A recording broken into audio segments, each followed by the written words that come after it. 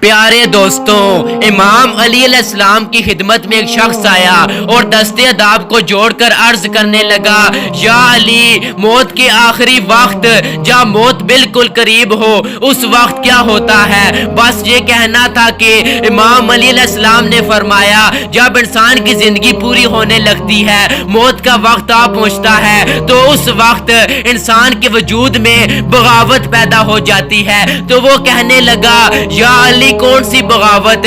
امام علی علیہ السلام نے فرمایا، جو اللہ کی نعمتیں اللہ پاک نے انسان کو عطا کی ہیں وہ سب اس کی باتیں ماننا چھوڑ دیتی ہیں، اس کا جسم صرف ایک گوشت کا لوتھڑا بن جاتا ہے، انسان کی روح جسم میں اپنے آپ کو اکیلا محسوس کرنے لگتی ہے۔ اس وقت انسان کو یہ محسوس ہوتا ہے کہ یہ میرا ہی جسم میری بات کیوں نہیں مان رہا۔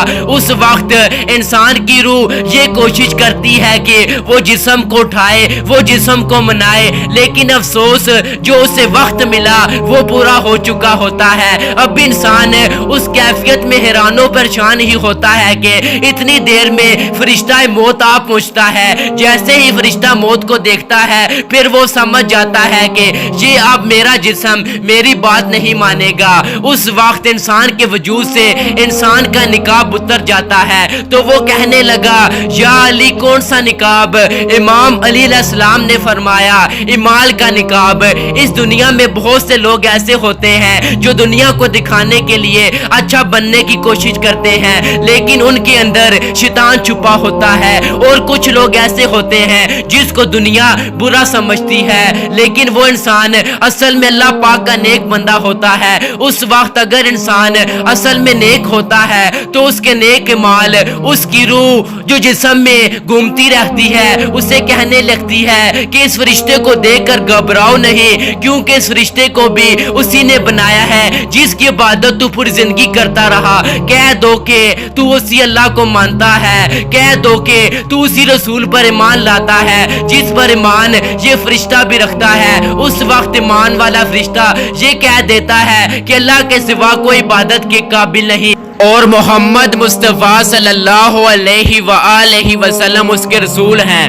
یہ سن کر فرشتہ موت مسکرانے لگتا ہے اور سمجھ جاتا ہے کہ یہ بندہ مومن ہے، اور اس کی روح ایسے نکلتی ہے جیسے کوئی خوشبودار گلاب کی خوشبو کو محسوس کرے۔ لیکن اگر انسان صرف مال دنیا کو دکھانے کے لیے کرتا رہا اور حقیقت میں وہ اللہ اور اس کے رسول پر ایمان نہیں رکھتا تھا، تو اس وقت اس کے بدمال شیطان کی شکل اختیار کر لیتے ہیں اور کہنے لگتے ہیں کہ میں کامیاب ہو گیا، میں نے تمہیں گمراہ کر دیا، تو زندگی بھر میرے کہنے پر اپنی خواہشوں کے پیچھے بھاگتا رہا، اب دیکھ یہی وہی وقت ہے جس کا تم سے وعدہ کیا گیا تھا، اور میں نے بھی میرے اللہ سے وعدہ کیا تھا کہ میں تجھے گمراہ کروں گا۔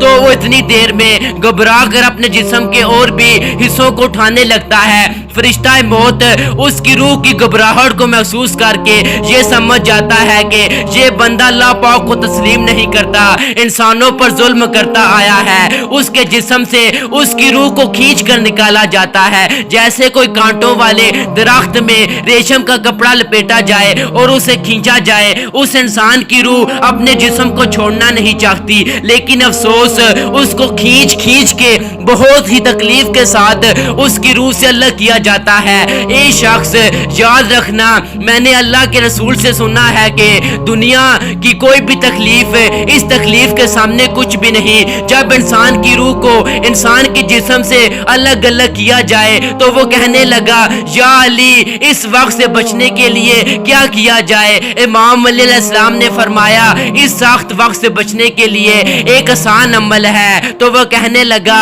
یا علی، کون سا عمل؟ امام علی علیہ السلام نے فرمایا، اپنے نفس کو پاک کرنے کا عمل، اپنے نفس کو گناہوں سے بچانے کا عمل۔ اے شخص، یاد رکھنا، جو بار بار اپنے آپ کو حقیر سمجھتا ہے، تکبر سے اپنے آپ کو بچانے کی کوشش کرتا ہے، اپنی خواہشات کو دوسرے انسان کی ضرورات پر قربان کرتا ہے، وہ اس وقت مطمئن ہوگا۔ اس کی روح ایسے جسم چھوڑے گی جیسے آٹے میں سے بال نکلتا ہے۔ بے شک اگر ویڈیو اچھی لگے تو ہمارے اسلامی واقعات چینل کو لازمی سبسکرائب کر دیجئے گا۔ شکریہ۔